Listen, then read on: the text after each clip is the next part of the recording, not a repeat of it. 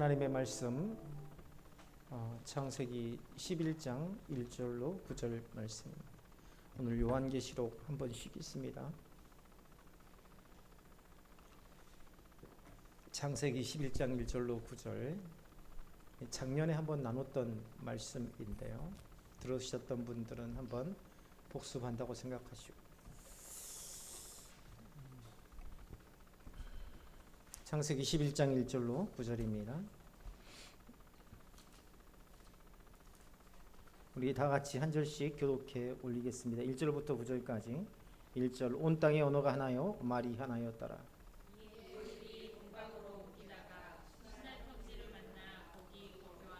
서로 말하되 자 벽돌을 만들어 견고히 굽자 하고 이에 벽돌로 돌을 대신하며 역청으로 진흙을 대신하고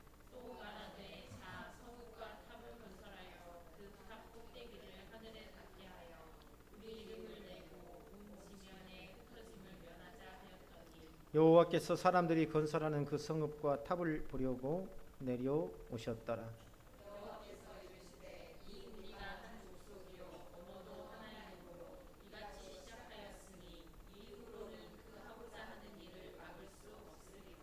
자 우리가 내려가서 거기서 그들의 언어를 혼잡하게 하여 그들이 서로 알아듣지 못하게 하자 하고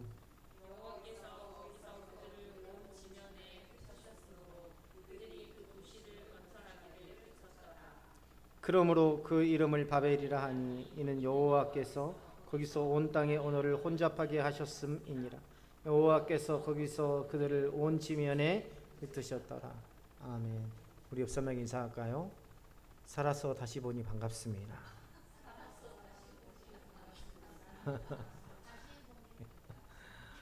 폭염 때문에 도저히 이 사람이 살 수가 없죠. 오늘부터 또 계속해서 어제 부안에 있는 목사님한테 전화가 와서 어제 부안은 40도가 넘었답니다.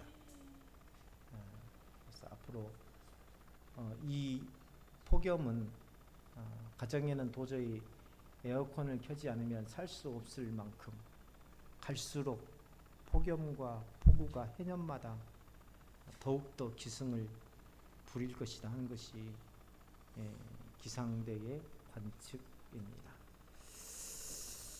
앞으로 폭우가 오는 날이 더 많아질 것이고요.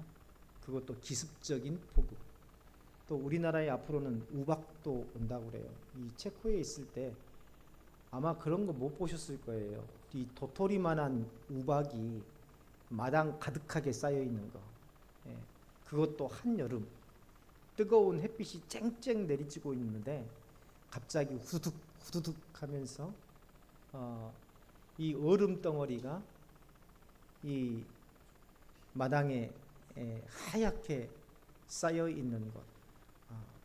그런 거 못 보셨을 겁니다. 근데 우리나라에도 앞으로는 그러한 일기들이 반복되고 폭우가 반복되고 또 폭염이 계속 된다고 합니다.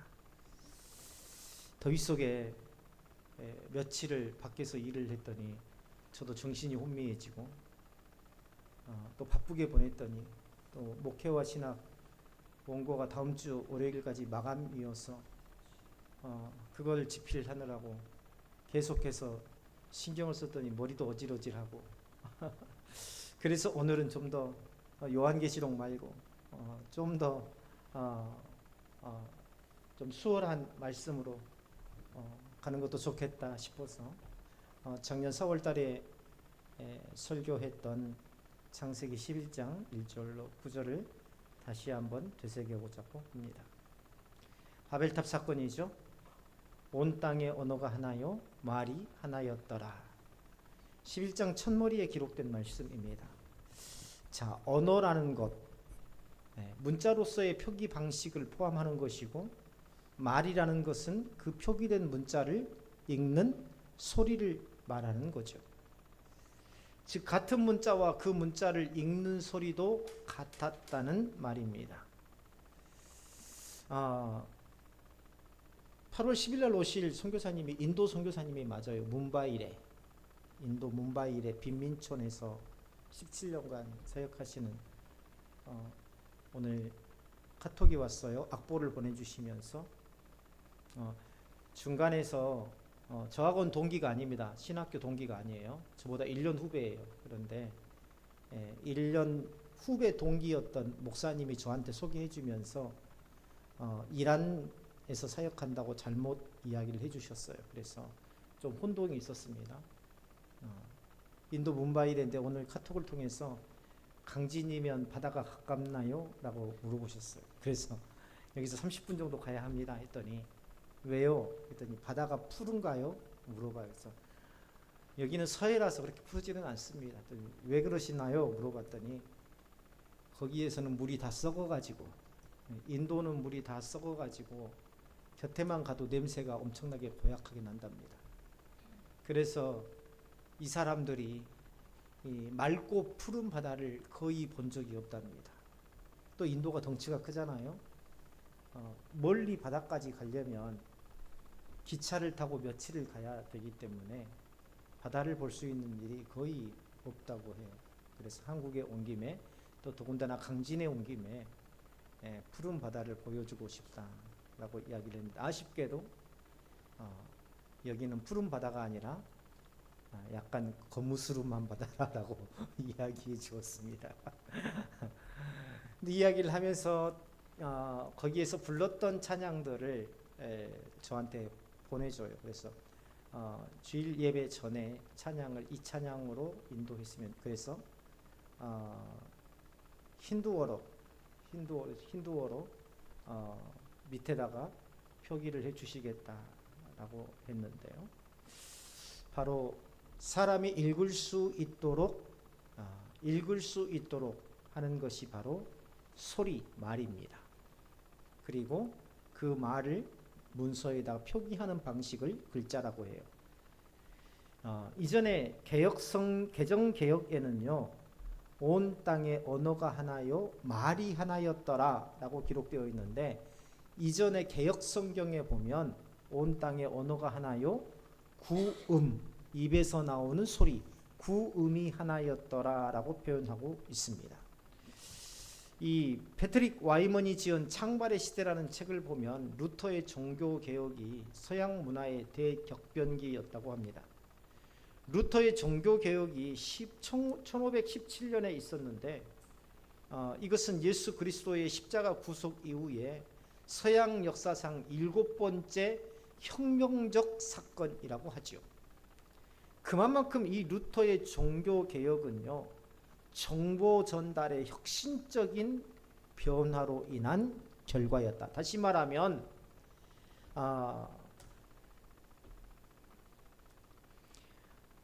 이 루터의 종교개혁이 가능했던 것은 산업혁명의 결과라는 겁니다. 무슨 말이냐? 종교개혁 이전의 사람들은 책을 접할 기회가 없었어요.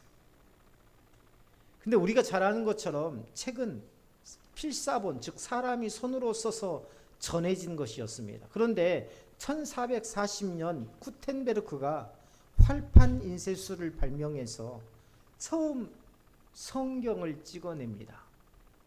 그리고 1440년대 후반으로 갈수록 본격적인 인쇄 기술의 발달로 엄청난 양의 책들이 출판되기 시작합니다. 그야말로 서양은 정보의 바다가 된 거죠.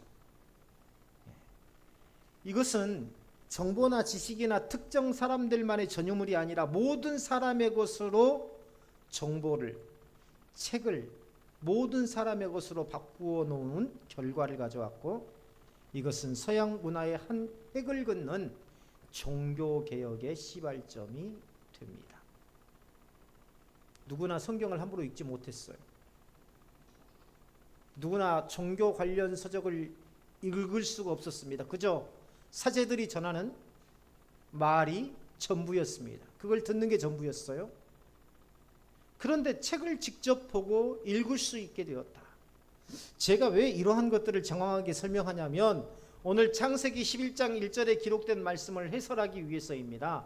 창세기 11장은요 우리가 잘 아는 것처럼 바벨탑과 관련된 사건을 소설하고 있어요. 그런데 1절에서 그 바벨탑을 쌓았던 시대적 배경에 대해서 설명하고 있는 유일한 단서가 바로 뭐냐면 온 땅에 언어가 하나요 말이 하나였다라는 말씀입니다. 자, 고대 사회에서는 이 유목 생활이 주류를 이루었죠. 목축은 옷감이 없던 시절에 옷을 지울 수 있는 가죽과 신발 등을 제공받을 수 있었어요.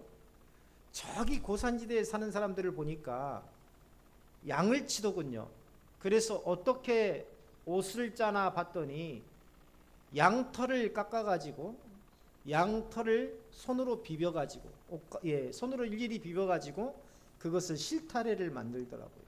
그래서 그걸로 실을 짜가지고 실로 배를 짜가지고 옷을 만들어 입는 것을 볼 수 있었습니다. 자, 농사보다는 채집에 의존했던 시절에 안정적인 식량을 제공받을 수 있는 것이 바로 목축이었고, 비로소 사람이 옷감을 만들어서 옷을 걸칠 수 있게 하는 것이 바로 이 목축이었습니다. 그런데 목축 산업에서 농경 산업으로의 변화가 일어나기 시작한 거예요. 목축은 떠돌면서 하는 거잖아요. 그렇죠. 이 양이나 사슴이나 이런 것들이 풀이 있는 쪽으로 몰고 가서 떠돌이 생활하는 게 목축이잖아요. 그런데 농경 생활은 어때요? 정착해서 할 수 있는 거잖아요. 그래서 목축 산업에서 이제 농경 사회 시대로 넘어갔다는 것은 굉장한 사회적 변화가 일어나고 있다라는 것을 의미합니다. 일종의 고대 사회의 산업혁명이라고 할 수 있을 만큼 혁신적인 것이 바로 농경 사회로의 전환입니다. 지금이야 누가 농사 진다고 하면 알아주지도 않지만 아유 고생스럽게 왜 하필 그런 걸 하냐라고 하지만 그 당시에는요 목축이 주류를 이루던 사회에서 정착해서 농사를 짓는다는 것은 최첨단 산업이라고 할 수 있었습니다. 왜냐하면 그동안 옷과 신발을 만들고 고기를 얻기 위해서 목축하던 동물을 농사의 도구로 활용하면서 엄청난 생산의 증대를 가져왔기 때문입니다. 이처럼 떠돌아다니며 목축을 하던 시대에서 정착 생활하며 농사를 짓는 시대로의 전환을 이루는 계기가 된 것이 바로 뭐였냐면 언어였습니다. 언어. 떠돌아다닐 때에는요 가족끼리만 소통하면 됐어요. 근데 정착해서 농사를 이루다 보니까 어때요? 강을 중심으로 마을이 형성이 돼요. 도시가 형성이 돼요. 그러면서 서로 소통할 수 있는 수단이 필요한 겁니다. 그래서 본격적으로 언어가 발달하게 된 거예요. 정착 생활을 하면서도 농사를 지어 충분히 먹고 살 수 있는 식량을 마련한다는 것 놀랍고 획기적인 일이었죠. 당시 농업은 최첨단 지식과 정보의 집약산업이라고 할 수 있었습니다. 왜냐하면 서로 곡식을 짓는 어떤 특정한 작물을 짓는 것을 서로 공유하고 배우고 하는 그러한 공동체가 형성되었기 때문입니다. 오늘 성경 2절에 보니까 이에 그들이 동방으로 옮기다가 신할 평지를 만나 거기 거류하며 라고 기록하고 있죠.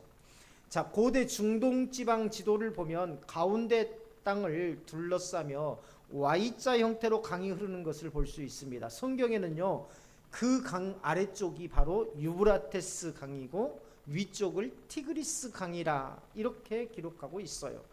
성경에 지도가 있는 분들은요 고대 지도를 보면 나와 있습니다. 위쪽이 유프라테스 강, 아래쪽이 유프라테스 강, 위쪽이 티그리스 강.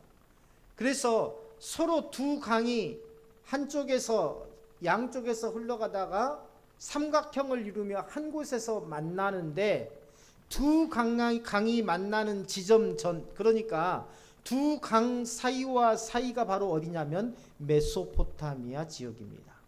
세계사에서 아마 메소포타미아 문명이라고 들어보셨을 거예요. 그랬죠? 예. 이곳이 성경에서 말하는 뭐냐면 신할 평지입니다. 세계사에서 말하는 메소포타미아 문명의 발상지가 어디라고요? 성경에서 말하는 시날 평지다. 그래서 이 시날 평지는 유브라테스와 티그리스 강 두 강 사이에 형성된 넓고 기름진 땅을 말합니다. 우리가요 세계사를 배울 때 문명의 시작이 어디서부터 시작되었다고 배웠습니까? 우리 영지한테 한번 물어봐야지. 가오나 세계사를 배울 때 인류의 문명이 어디서부터 시작되었다고 배웠지?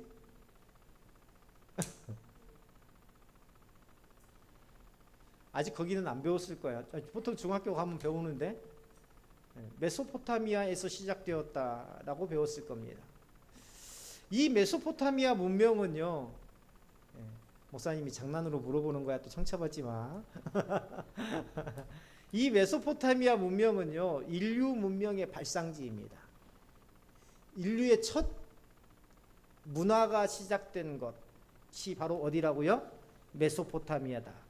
이 메소포타미아 문명이 시작된 곳이 바로 오늘 창세기 11장 2절에 나오는 시날 평지이더라는 겁니다.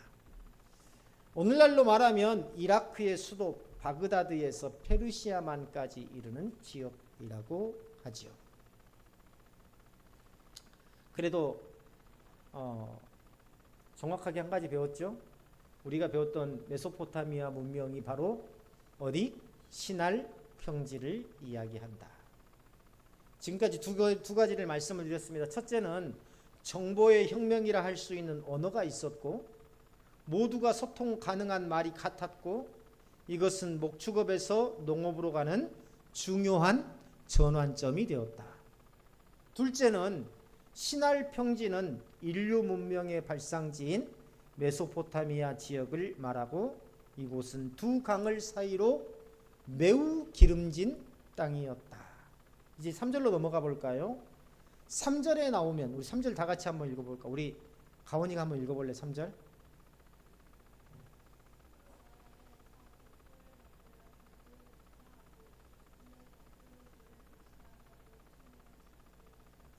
여기에서 우리 가온이가 봤을 때 요즘에 가온이가 묵상을 열심히 하던데 가온이가 봤을 때에 특이한 단어가 뭐가 나오니? 3절에서 이런 건 성경에 안 나올 것 같은데 왜 이런 단어가 성경에 나오지? 라고 생각하는 거. 역청? 역청 말고 좀 더 생각해 봐.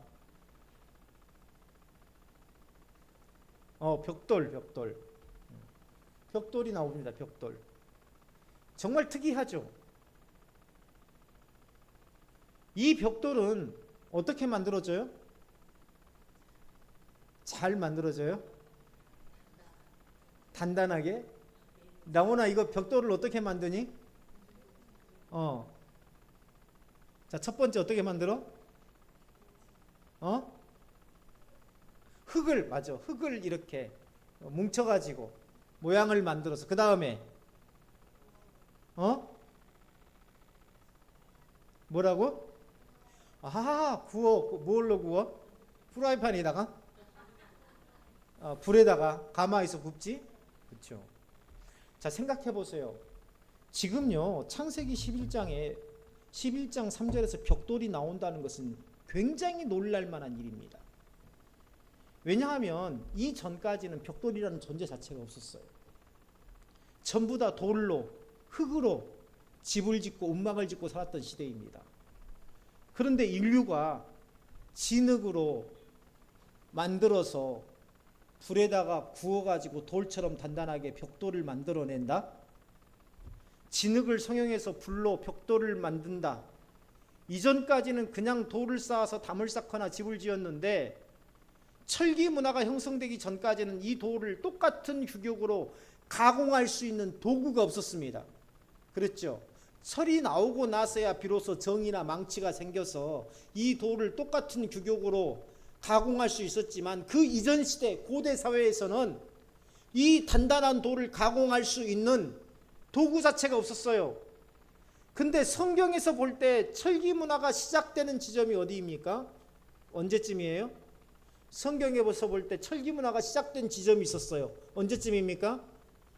잘 기억해 보면 기억할 수 있어요. 대답할 수 있어요. 언제쯤이에요? 전쟁 났을 때. 네? 무기 만들어 전쟁 났을 때 한 50점 정도 되는 것 같아요. 네? 아니에요. 간이일 때는 그 돌로 쳐 죽였고. 아니에요. 언제 철기 문화가 형성되어 있냐면 이스라엘 백성들이 광야 생활할 때 가지고 있던 이 농기구라든가 이 도구는요 전부 다 청동기입니다. 그런데 가나안 땅에 들어갔을 때 그들이 뭘 가지고 있었어요? 가나안의 군사들, 가나안 땅의 거민들이 뭘 가지고 있었냐면 철로 된 무기를 가지고 있었습니다. 그래서 가나안 정복 전쟁이 하나님의 은혜가 아니면 있을 수 없는 일이었다는 겁니다. 청동기로 어떻게 철기를 이길 수가 있어요? 그렇죠? 당시 가나안 땅에는요 철기 문화가 이미 들어와 있었어요. 그래서 철기 문화가 본격적으로 시작된 것은 성경은 어디냐면 여호수아서입니다. 이스라엘 백성들이 광야 생활을 끝내고 가나안에 들어갔을 때 비로소 그때쯤에 철기 문화가 형성되고 있었다. 그런데 진흙을 구워서 벽돌을 만들고 구운 벽돌을 진흙으로 고정시켜 가며 쌓아서 건물을 짓는다는 것, 이것은 당시로서요 상상할 수 없었던 최첨단 과학이 만들어낸 혁신이라고 할 수 있습니다. 오늘날로 빗대어 말하면 화성에 탐사선을 보내고 달에 유인 우주선을 보내는 것과 같은 최첨단 과학인 셈이죠. 이와 같은 신기술, 더 나아가 첨단 과학은 오늘날이나 고대 사회나 하나님보다 더 높아질 수 있다는 생각을 갖게 한 것 같았습니다. 보세요. 오늘날 화성에 탐사선을 보내잖아요. 뭐라고 합니까? 사람들이 지금 로켓을 쏘아서 우주선을 쏘아서 우주인이 우주 밖으로 달나라로 가고 달로 가고 로켓을 쏴서 화성까지 탐사선을 보내는 때에 무슨 하나님이 어디가 있다고. 그런데 이때도 마찬가지였다는 겁니다. 진흙으로 성형을 해서 불로 벽돌을 구워서 돌을 만들어서 건물을 쌓아 올린다. 안정적으로 건물을 쌓아 올린다. 내가 원하는 높이만큼 얼마든지 그 벽돌을 만들 수 있고, 돌을 구하는 건 한계가 있잖아요. 그렇죠? 근데 그 벽돌을 얼마든지 만들 수 있고 얼마든지 건물을 지어서 올릴 수 있다라는 이 생각은 하나님보다 더 높아질 수 있다는 생각을 갖기에 충분했다는 겁니다. 사람들은요 교만해지기 시작해요. 이 첨단 시대에 무슨 하나님이냐는 거죠. 고리타분하게 신앙 운운하지 말라는 거죠. 이제 너희가 말하는 하나님보다 더 높은 곳에 있을 수 있는 존재가 될 수 있다는 것을 보여주겠다. 뭘로요? 과학으로, 벽돌로.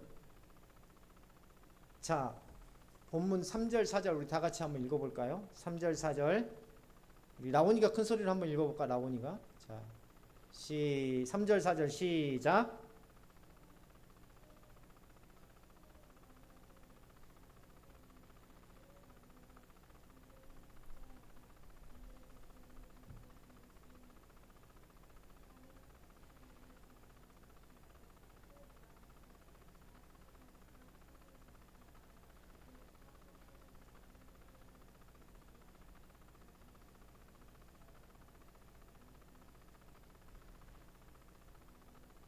아멘. 찬양할 때는 목소리가 굉장히 크더니 또 말씀을 읽을 때는 또 성품이 워낙 겸손해가지고 잘 읽었어요. 자, 아담과 하와가 불순종한 죄를 짓고 에덴 동산에서 쫓겨납니다. 맞죠? 쫓겨났죠? 안 쫓겨났나? 그냥 나왔나? 쫓겨났지. 죄를 짓고 에덴 동산에서 쫓겨났어요. 하나님의 보호하심이 있는 에덴 동산에서 쫓겨났다는 것은 곧 에덴 동산 이외의 지역에서 흩어져 살게 되었다는 걸 의미합니다. 후손들이. 자, 아담과 하와의 불순종의 죄가 어디서부터 시작되었어요?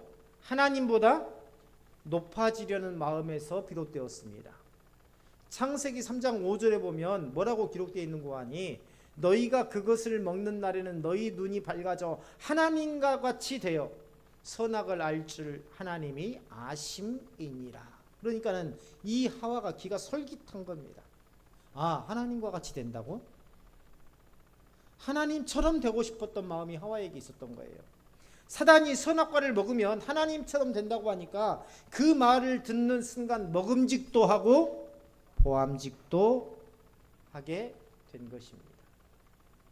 에덴 동산에서 쫓겨나서 흩어져 살다가 이제 홍수를 만나게 되죠. 이 홍수로 인해서 노아의 8 식구 외에는 모두 죽음에 이르게 됩니다. 그리고 노아의 후손 니므롯 때에, 따라서 합니다. 노아의 후손인 니므롯 때에 노아의 아들들은 셈과 함과 야벳이 있었어요. 자, 아들 중에 함이 아버지의 벗은 하체를 보고 소문을 냈던 아들이 바로 함이죠. 이 함이 누구를 낳냐면, 함이 누구를 낳았을까요? 구스를 낳고, 구스가 바로 이 노아의 후손인 니므롯을 낳습니다. 그러니까 이 니므롯은 함의 손자가 되는 것이고 노아에게는 증손자가 되는 거예요. 니므롯이. 그런데 창세기 11장 바로 앞장인 10장 8절 한번 읽어볼까요? 10장 8절. 자, 우리 엄마가 한번 읽어보실래요? 가운데 있는 엄마가, 양쪽 딸이 읽었으니까 10장 8절.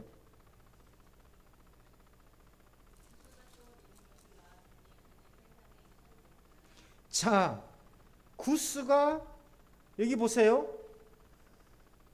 자, 함이 누구를 낳았다고요? 구스를 낳고, 구스가 누구를 낳았다고요? 니므롯을 낳았어요. 자, 이 니므롯이 바로 누구냐면 시날 평지, 즉 메소포타미아 지역의 우두머리입니다. 이 메소포타미아 지역의 지배자였어요. 시날 평지에 모여 살았던 자들의 우두머리, 왕이었다는 거예요. 그래서 8절에서는 니므롯을 어떻게 소개하고 있나요? 우리 정수진 집사님이 8절을 읽어줬었죠? 8절에서 니므롯이 뭐라고요? 세상의 첫 용사라. 자, 말은 멋지게 첫 용사라고 했는데 이게 원어적으로 보면은요, 능동태로 쓰였어요. 능동태. 다시 말하면 사람들이, 야, 니므롯, 당신이 왕이 되어야 돼. 그렇게 해서 왕이 된 것이 아니라, 능동태라는 건 뭐예요? 자기 스스로 왕이 되었다는 겁니다. 자기 스스로. 그래서 그는 능동적인 의미로 자기 스스로 자기의 힘을 믿고 모든 사람들을 강제적으로 억압한 인류 최초의 독재자였다는 거예요. 첫 용사라는 표현은요, 정확하게 말하면 인류 최초의 독재자였다라는 겁니다. 하나님과 사람들 앞에 용사라 일컬음을 받은 자가 아니라 스스로 자기를 용사라고 자부했던 자라는 겁니다. 자, 이게 원어적인 의미로 볼 때 나는 하나님 없이도 살 수 있어, 하나님보다 더 위대하고 높은 존재가 바로 나야 라는 그런 의미로 받아들일 수 있습니다. 이번에 특검에서 통일교를 압수수색하니까 한학자라는 통일교 교주가 감히 신성한 이 하늘궁을 압수수색하다니라고 설교할 때 막 이야기하고 그러더라고요. 하나님보다 높다는 겁니다. 자기가 곧 하나님이라는 겁니다. 그래서 그는요, 니므롯은 아마 하나님보다 더 높아지기 위해서 공부도 많이 하고 연구도 많이 했던 것 같아요. 시날 평지의 풍부한 농산물은요, 그가 많은 지식인들을 보세요. 아까 메소포타미아 강과 티그리스 강이 만나는 그런 지점이라고 그랬잖아요. 그래서 강을 양쪽에 놓고 있으니 그 땅이 얼마나 기름지겠어요. 그러니까 얼마나 많은 곡식이 나오겠어요. 많은 수확물을 거둬들이니까 뭐가 많아져요? 돈이 많아져요. 돈이 많아지면 뭐가 생겨요? 뭐가 생겨요? 금이 많이 생겨요? 힘이 생기잖아요. 권세가 생기잖아요. 그러니까 그 권세 밑으로 많은 사람들이 몰려들기 시작하는 겁니다. 그래서 사람들을 이제 많은 부하들이 생기니까는 주변 나라들을 복속하면서 노예들을 만들고 강압적인 통치를 펼쳤던 사람이 바로 누구냐면 인류 최초의 독재자 누구요? 니무롯입니다. 니무롯. 이 니무롯과 함께한 사람들은요 모두 자칭 용사라고 자부할 만한 사람들이었어요. 그런데 소위 땅 위의 용사들이라고 하는 자들의 연합은요 헛된 욕망과 교만의 상징인 탑을 쌓으려는 시도로 이어지더라. 어째 1년 전에 했던 설교인데 전혀 처음 듣는 설교처럼 이렇게 반응을 하시니까 참 제가 기분이 좋습니다. 우리 4절 한번 읽어볼까요? 4절. 자, 시작. 11장 4절 시작.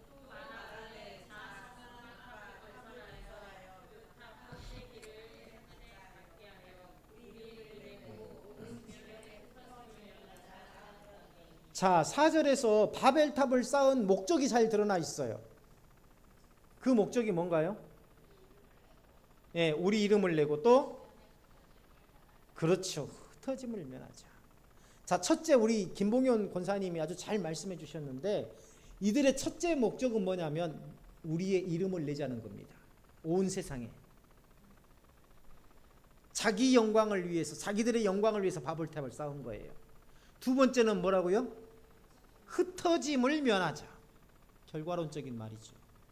마치 오늘날 우리나라에서 얼마 전까지 있었던 그런 세력들이 자기 이름을 영원토록 내고 자기들끼리 똘똘 뭉쳐서 한번 이 나라를 어떻게 해보자 했던 것처럼 바벨탑을 쌓아서 에덴 동산 이후에 흩어져 살아야 했던 인성들이 이제 어떤 하나님의 징계나 심판을 피할 수 있도록 하자는 겁니다. 하나님이 어떤 심판을 내려도 우리가 두려워할 것 없어. 우리가 똘똘 뭉쳐서 이겨버리자. 하나님 없이도 얼마든지 살 수 있다. 하나님의 통치에서 벗어날 것을 사람들에게 독려하고 선언한 거예요. 니무롯이 그런 겁니다. 하나님 섬길 필요 없어. 내가 돈이 많아. 내가 권력이 있어. 나에게는 사람들도 많아. 내게로 와. 나만 믿으면 잘 살 수 있어. 나한테 복종해. 이게 바로 니무롯입니다. 흩어짐을 면하자. 이건 뭡니까? 생육하고 번성하여 땅 위에 충만하는 하나님의 말씀을 정면으로 거역한 거죠. 용감한 사냥꾼인 자신들을 중심으로 땅 위의 모든 사람들을 어떻게 하겠다? 통합시키겠다는 겁니다. 자, 그리고 우리 이름을 내고 흩어짐을 면하자라는 이 두 가지를 하나로 말하면 하나님의 주권을 부정하는 거예요. 자신들만의 나라를 세우겠다는 겁니다. 고대사에서요, 니무롯은 최초의 폭군으로 묘사된다고 말씀드렸습니다.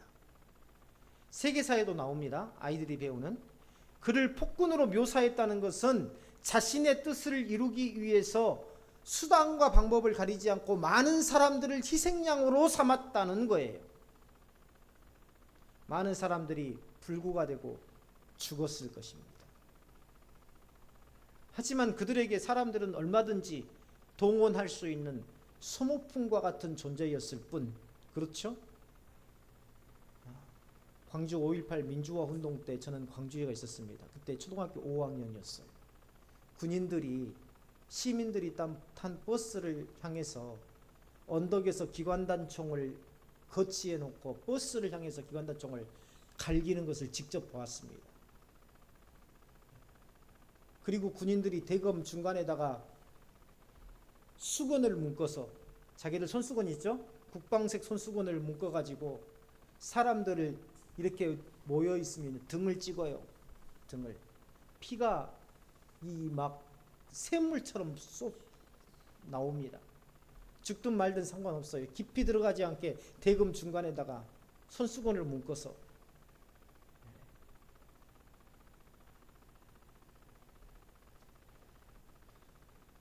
권력을 위해서는요, 사람들을 몇몇 죽이는 거, 몇백 명, 몇천 명 죽이는 거, 권력 앞에 눈이 멀면은요, 그런 건 아무것도 아닌 것처럼 생각합니다. 요즘에 세계적인 전쟁 한번 보세요. 푸틴 보세요. 자기 정적들을 다 암살하고 있잖아요. 그렇죠? 몇 명이 죽든 눈 하나 깜짝하지 않습니까? 하지 않지 않습니까? 이스라엘과 가자 지구의 전쟁 보세요. 이처럼 니므롯 때에도 많은 사람들이 불구가 되고 죽었을 겁니다. 뭘 하다가? 주변 나라들을 복속하다가 혹은 바벨탑을 쌓다가. 하지만 그들에게 사람들은 얼마든지 동원할 수 있는 소모품과 같은 존재였을 뿐 중요한 것은 하나님의 심판에도 무너지지 않을 자신들만의 나라를 만드는 일이었습니다. 다시 처음으로 돌아가 볼까요? 온 땅의 언어가 하나요? 말이 하나였더라. 이것은 복 중의 복입니다. 그렇죠? 모두가 소통하며 자신들의 역사를 기록하고 전할 수 있는 복 중의 복이에요. 내가 세계 어디를 가도 내 말로 내 언어로 소통할 수 있다고 생각해 보세요. 이것처럼 큰 복이 어디가 있습니까? 그런데 하나님께서 주신 복을 그들 스스로의 탐욕으로 저주가 되게 한 것입니다. 사람들은 이 세상에서 누구도 대적할 수 없는 자신의 힘과 권세를 갖고 싶어 해요. 또 이미 가진 사람들은 그것을 드러내며 자랑합니다. 그러한 힘과 권세가 하늘 끝까지 닿을 수 있으리라고 착각합니다. 이 불법적인 일에 하나님 앞에 불의한 이 일에 그들은요 모두가 단결해요. 불의한 일에 모두가 단결해요. 우리가 보면은요 불법한 일인데도 거기에 무조건 충성하는 사람들이 있어요. 그렇죠. 나는 그 사람만 섬깁니다. 나는 그 사람을 배신하지 않습니다. 마치 그게 정의인 것처럼. 그런 사람들을 우리가 보지 않습니까? 자, 보세요. 성경에서는요, 자라는 이 리드미컬한 대화체로 온 우주에 충만하신 하나님에 대해서 바벨탑을 쌓는 자들이 얼마나 무지하고 얼마나 교만했는가를 해학적으로 묘사를 하고 있습니다. 우리가 벽돌을 만들어 견고히 굽자. 5절 읽어볼까요? 5절. 자, 시작.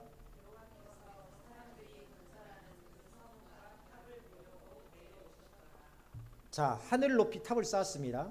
그들의 표현대로 꼭대기를 하늘에 닿게 하려고 했으니까 얼마나 높이 쌓았을까요? 그런데 5절에서는요, 그렇게 아무리 높게 쌓아도 하나님과 같이 될 수 없는 피조물의 한계를 분명하게 말씀하고 있습니다. 어디에서 나오고 있어요? 5절에 내려오셨더라.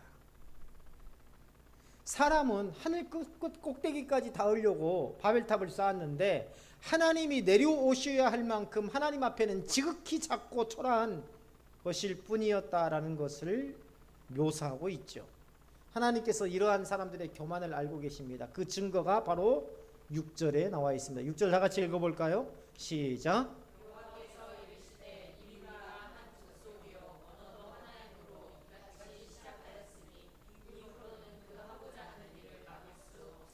아쉬움이 남아요. 니므롯과 같은 사람이 없었다면 지금쯤 미국 여행 가도 프랑스 여행 가도 전부 다 우리가 프랑스 영어 배울 필요 없이 전부 다 한 언어로 소통했을 텐데 말이죠.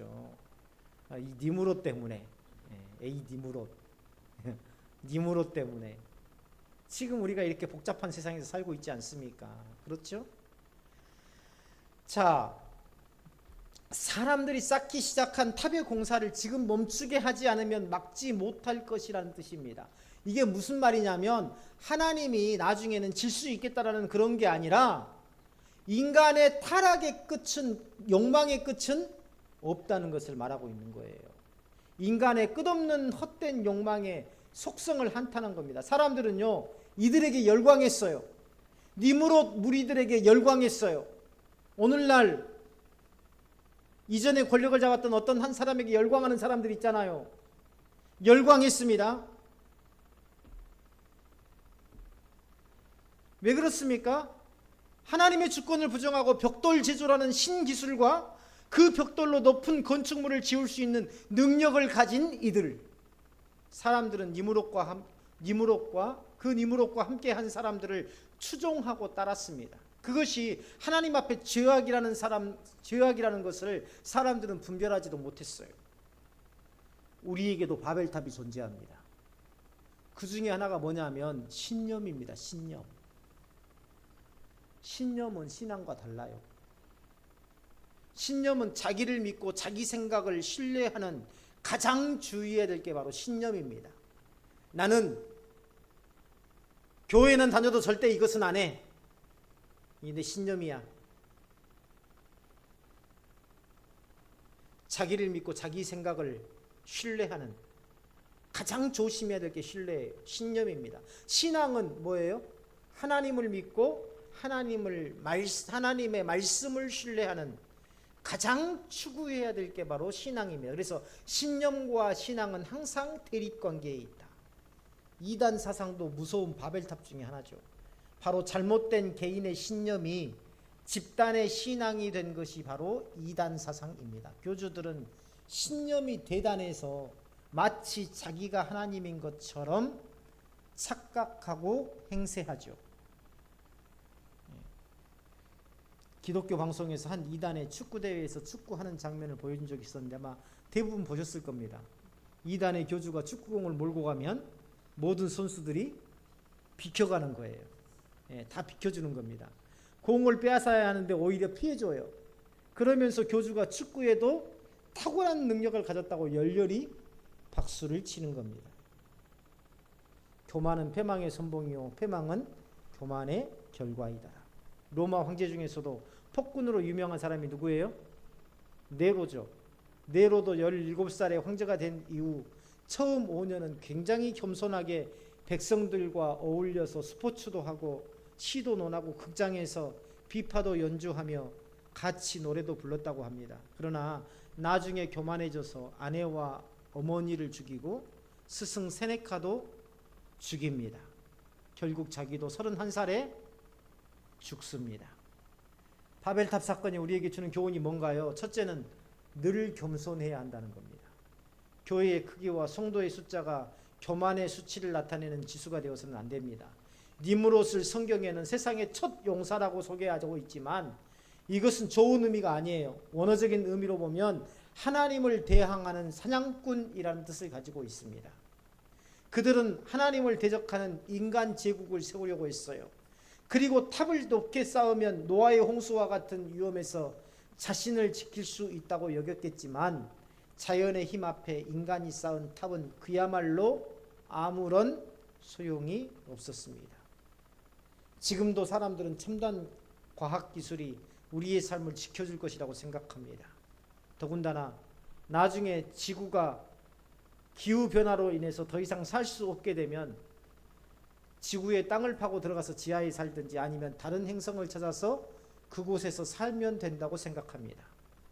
그러나 우리가 추구했던 과학, 이기적으로 발전시켜온 문명의 산물들이 오히려 우리의 삶을 파괴시키고 있다는 것을 우리는 직접 경험하고 있지 않습니까? 잠언서 22장 4절에서 겸손과 여호와를 경외함의 보상은 재물과 영광과 생명이니라 라고 말씀하고 있습니다. 두 번째, 우리는 끊임없이 소통해야 합니다. 말이 통하지 않는 사람과 같이 일하면 결코 즐겁지 않아요. 이 일을 빨리 하는 것이 중요한 게 아닙니다. 일보다는 사람이 먼저예요. 하루 종일 힘들게 일해도요, 말이 서로 통하는 사람하고 일하면 재미가 있습니다. 피곤한 줄 모릅니다.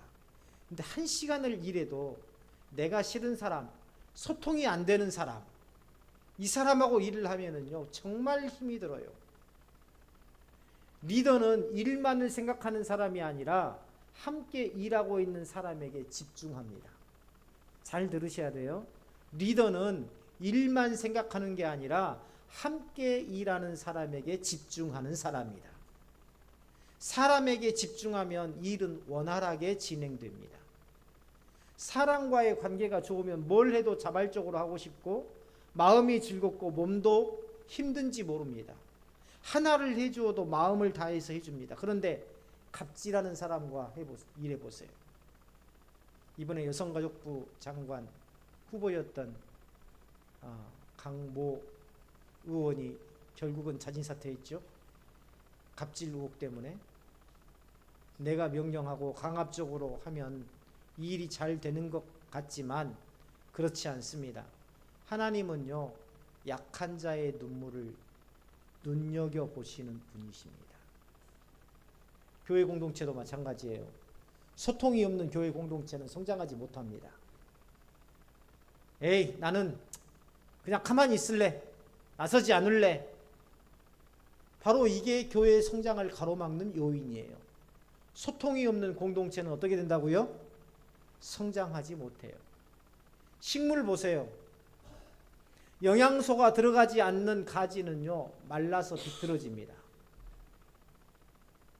모든 가지 이파리마다 영양소가 뿌리에서 골고루 들어가야 나무가 균형이 있게 건강하게 자라요. 소통을 자주 하면 서로의 마음을 잘 압니다. 그래서 오해가 없습니다. 그런데 소통이 없으면 사소한 것에도 오해하게 되는 거죠.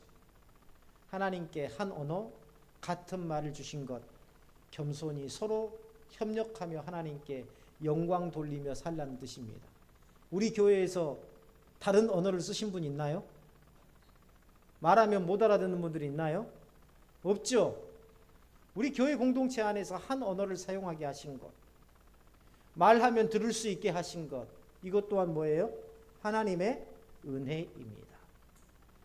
서로 소통하라는 거예요. 끊임없이 서로 소통하라는 겁니다. 그런데 사람들은 그 복을 악용하죠. 그 악용의 결과물이 바로 뭐냐면 바벨탑입니다. 교회 공동체가 바벨탑이 되면 결국 혼란케 되고 흩어지게 됩니다. 바벨탑 사건에서 보았듯이 언어의 단절은 죄의 결과입니다. 예수 그리스도의 십자가 대속 이후 마가다락방에서 기도하던 제자들이 성령의 충만함을 입어 모든 지역의 사람들이 알아들을 수 있는 기도를 하게 됩니다. 성령 안에서 모든 사람들 사이에 소통이 일어난 거죠. 성령의 충만함을 입으면 언어가 달라져요. 어떻게 달라집니까? 우리가 방언이라고 하니까요. 방언이라고 하니까 무슨 한국말을 밖에 못하던 사람이 갑자기 프랑스 말을 하고 갑자기 저 스페인어를 하게 되고, 그게 무슨 마가다락방에 있었던 역사라고 생각하는데 그게 아닙니다. 성령의 충만함을 입으면 언어가 달라지는데 어떻게 달라지냐면 소통이 안 되던 언어가 소통을 이루는 언어로 바뀝니다. 말투가 달라지고, 뭐라고? 뭐? 이게 아니라 그랬어. 좀 리얼했나요? 제가 많이 써봐서 압니다. 그랬구나. 그런 일이 있었어? 어색해요?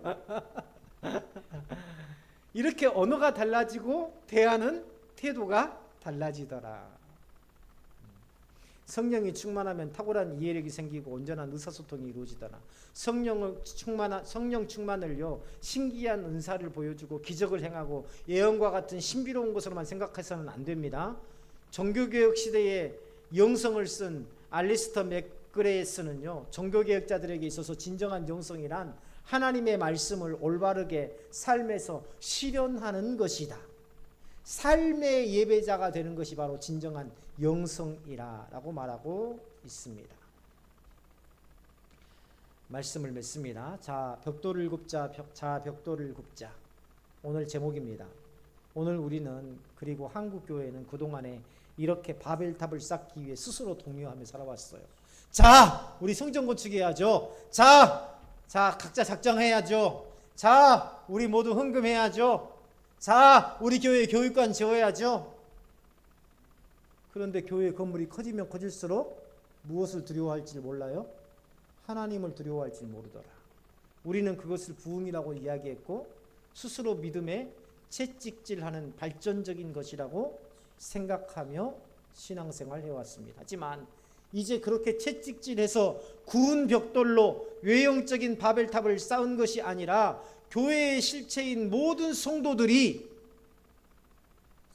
노예와 같이 부려먹는 게 아니라 노예와 같이 휘어잡고 그들에게서 쥐어짜는 게 아니라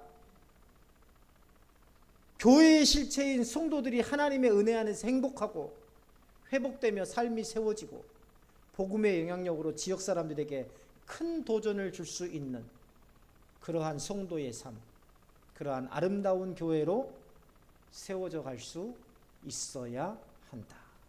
우리 모든 동역자님들이 그런 아름다운 신앙으로 세워져 가기를 주님의 이름으로 축원합니다.